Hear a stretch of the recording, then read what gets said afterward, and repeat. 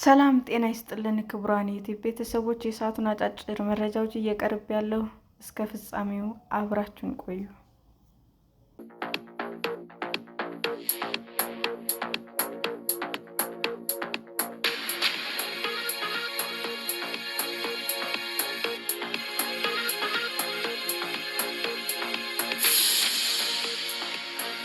የኒውክለር ጦር መሳሪያ የነበራት አፍሪካዊት ሀገር ማን ናት? መሳሪያዋን የት አደረሰችው? ከሁለተኛው የዓለም ጦርነት ማብቃት በኋላ የተከሰተው ቀዝቃዛው ጦርነት በሀያላን ሀገራት መካከል የነበረው ፍጥጫ ወደ ኒውክለር ጦርነት አምርቶ እልቂት ይከተላል የሚል ስጋት አስከትሎ ነበር። በአሜሪካና በሶቪየት ኅብረት መካከል የነበረው የኒውክለር ፉክክር እና ጠላትነት ባለበት፣ ይህ አደገኛ የጦር መሳሪያ ወደ ሌሎች ሀገራት ሊስፋፋ ይችላል የሚል ፍርሃትንም ፈጥሮ ነበር። ቦምቡ ከሀገራት አልፎ መንግስታዊ ወዳልሆኑ ቡድኖች ሊገባ ይችላል የሚለው ስጋት ደግሞ ሀያላኑን ጨምሮ እያሳሰበ ጉዳይ ነበር። ይህን ስጋት ለመቆጣጠር በወቅቱ የአሜሪካ ፕሬዝዳንት የነበሩት ድዋይት አይዘንአወር በአውሮፓውያኑ በ1953 የኒውክለር ቦምቡ እንዳይኖራቸው የተከለከሉ ሀገራት የኒውክለር ኃይል ለሰላማዊ አገልግሎት እንዲጠቀሙ የሚፈቅድ አቶምስ ፎር ፒስ የተባለ እንቅስቃሴ ጀመሩ። በ1957 ደግሞ ዓለም አቀፍ የአቶሚክ ኃይል ተቆጣጣሪው ኤጀንሲ አይኤኢኤ የተባበሩት መንግስታት ድርጅት አካል ሆኖ የተቋቋመ ሲሆን፣ ከአስርት ዓመታት በኋላ ደግሞ በ1968 የኒውክለር መስፋፋት ስጋት ለማስወገድ የሚያስችል ስምምነት ይፋ ሆነ። ነገር ግን ይህ የኒውክለር ጦር መሳሪያ መስፋፋት ለመግታት የተደረሰው ስምምነት እንደታሰበው በሁሉም የዓለም ክፍል የሚገኙ ሀገራት የኒውክለር ጦር መሳሪያ እንዳይገነቡ ለማድረግ ሳይችል ቀርቷል። የኒውክለር ጦር መሳሪያ ምንድን ነው? የኒውክለር ቦምቦች እጅግ በጣም ኃይለኛ ፈንጂዎች ናቸው። በዚህም የፍንዳታ ሂደት ውስጥ ቦምቡ ኃይልን የሚያገኘው ከአቶም እና ከአይሶቶፕ ሲሆን፣ ለዚህም ነው አንድ ጊዜ አቶሚክ ቦምብ የሚባለው። የኒውክለር ጦር መሳሪያዎች ከፍተኛ መጠን ያለው ጨረር ስለሚረጩ በጨረሩ ምክንያት ህመምን ያስከትላሉ። በዚህም የተነሳ መሳሪያውን የሚያስከትለው ጉዳት ከፍንዳታው በኋላ ለረጅም ጊዜ ይቀጥላል። ነገር ግን በዓለም ታሪክ የመሳሪያ ጥቅም ላይ የዋለው 2 ጊዜ ብቻ ነው። ይህም ሁለተኛው የዓለም ጦርነት ማብቂያ ላይ በጃፓን ከተሞች ሂሮሺማ እና ናጋሳኪ ላይ ነው። በዚህም ከባድ እልቂትና ውድመት መድረሱ አይዘነጋም። ሂሮሺማ ከተማ ላይ በተጣለው ቦምብ ምክንያት የተፈጠረ ጨረር ለበርካታ ወራት ቆይቶ 80,000 የሚደርሱ ሰዎችን ለሞት ዳርጓል። በናጋሳኪም ደግሞ ከ70,000 በላይ ሰዎች ሞተዋል። ምንም እንኳ ይህን ቦምብ ሩሲያ፣ አሜሪካ፣ ዩናይትድ ኪንግደም፣ ፈረንሳይ፣ ቻይና፣ ህንድ፣ ፓኪስታን፣ እስራኤል እና ሰሜን ኮሪያ የታጠቁ ቢሆኑም ከሁለተኛው የዓለም ጦርነት በኋላ ጥቅም ላይ አልዋለም። የኒውክለር ጦር መሳሪያው የነበራት አፍሪካዊት ሀገር ማን ናት? ይህንን አውዳሚ የጦር መሳሪያ በቀዳሚነት የታጠቁት የወቅቱ ሀያላን አሜሪካ እና ሶቪየት ኅብረት ሲሆን፣ በተከታታይነት ከአውሮፓ ዩናይትድ ኪንግደም እና ፈረንሳይ፣ ከእስያ ቻይና፣ ሰሜን ኮሪያ እና ህንድ እና ፓኪስታን፣ በመካከለኛው ምስራቅ ምንም እንኳ መሳሪያው እንዳላት በይፋ ባታምንም እስራኤል እንዲሁም ከአፍሪካ በአፓርታይድ ስር የነበረችው ደቡብ አፍሪካ ይጠቀሳሉ። በጥቂቱ ነጮች የዘር መድሎ ስርዓት ስር የነበረችው ደቡብ አፍሪካ ከአውሮፓውያን በ1960ዎቹ እስከ 1990ዎቹ የኒውክለር፣ የባዮሎጂካል እና የኬሚካል ጦር መሳሪያዎች ጨምሮ ጅምላ ውድመትን በሚያደርሱ መሳሪያዎች ላይ ምርምር ስታካሂድ ቆይታለች። እንደሚነገረው በደቡብ አሜሪካ እና በአካባቢው የሚካሄዱ የነፃነት እንቅስቃሴዎች የአፓርታይድ ስርዓት ስጋት ላይ ስለጣሉ ከሶቪየት ኅብረት እና በእሷ በሚደገፉ የአካባቢው ኃይሎች ፈተና ገጠማት። አሜሪካ ከሆኗ እንድትሰለፍ ለማድረግ የኒውክለር መሳሪያን በመጠቀሚያ ማድረግን ዓላማ አድርጋ ነበር የተነሳችው።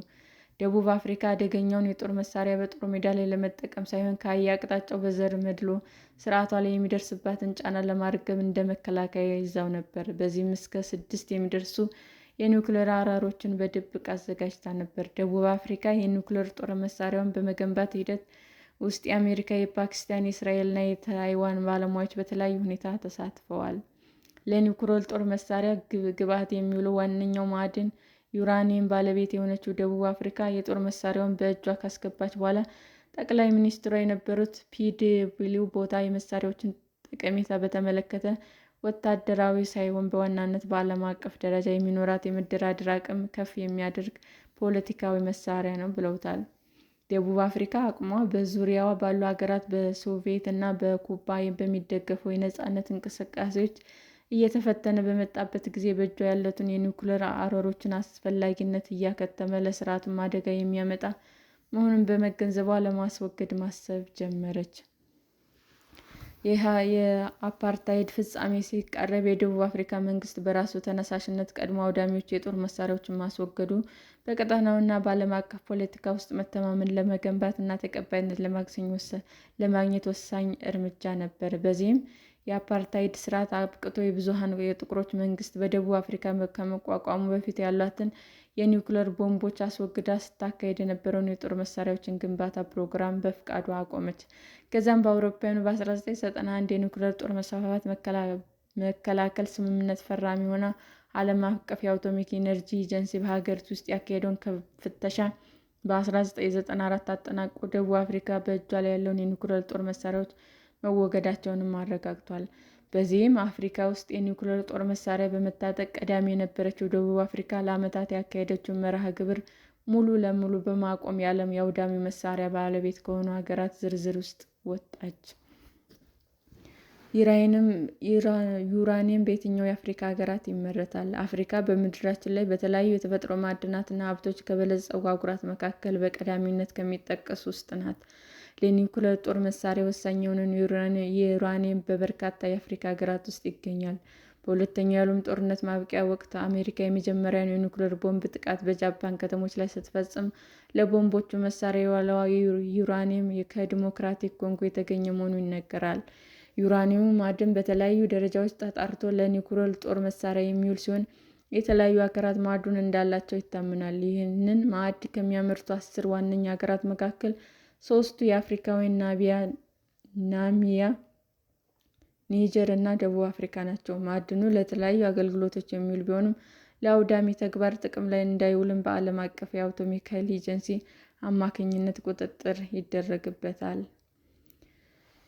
የትኞቹ ሀገራት ለኒውክሌር ሊታጠቁ ይችላሉ? በንድፈ ሀሳብ ደረጃ የትኛውም ኒውክሌሮሎጂ እውቀቱና ተቋሙ ያለው ሀገር የኒውክሌር ጦር መሳሪያ ሊታጠቅ ቢችልም የኒውክሌር መስፋፋትን የሚገድበው ዓለም አቀፉ ስምምነት እዚህ ጋር ይመጣል። ይህ በዓለም ሀገራት መካከል የኒውክሌር ጦር መሳሪያ መስፋፋት ለመከላከል የተደረሰው ስምምነት አውዳሚ መሳሪያ በሁሉም እጅ እንዳይገባ እንዲሁም ያሉት እንዲወገዱ የሚያደርግ ነው። ከአውሮፓውያን በ1970 ወዲህ አሜሪካ፣ ሩሲያ፣ ዩናይትድ ኪንግደም፣ ፈረንሳይ እና ቻይና ጨምሮ በ191 ሀገራት ይህ ስምምነት ፈርመዋል። እነዚህ 5 ሀገራት ከስምምነቱ በፊት የጦር መሳሪያውን ገንብተውና ሞክረው ስለጨረሱ የኒውክሌር ጦር መሳሪያው እንዲኖራቸው ተፈቅዶላቸዋል። ነገር ግን እነዚህ ሀገራት የኒውክሌር ጦር መሳሪያ እንዲኖራቸው ቢፈቀድላቸውም በስምምነቱ መሰረት እስከ መጨረሻ ይዘውት ለመዝለቅ ሳይሆን ያላቸውን የኒውክሌር አረሮች ቀስ በቀስ እየቀነሱ እንዲያስወግዱ ይጠበቅባቸዋል። የኒውክሌር ጦር መሳሪያ እንዳላት ያረጋገጠችው ወይም ያላስተባበለችው እስራኤል እንደ ህንድ እና ፓኪስታን ስምምነቱን አልፈረሙም። እንዲሁም ሰሜን ኮሪያ ከ20 ዓመታት በፊት ከስምምነቱ ራሷን አግልላለች።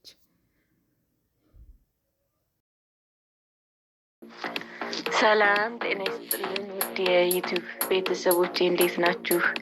አዲስ ጀማሪ ነኝ እና ሰብስክራይብ ያደረጋችሁ አበረታቱኝ። አመሰግናለሁ።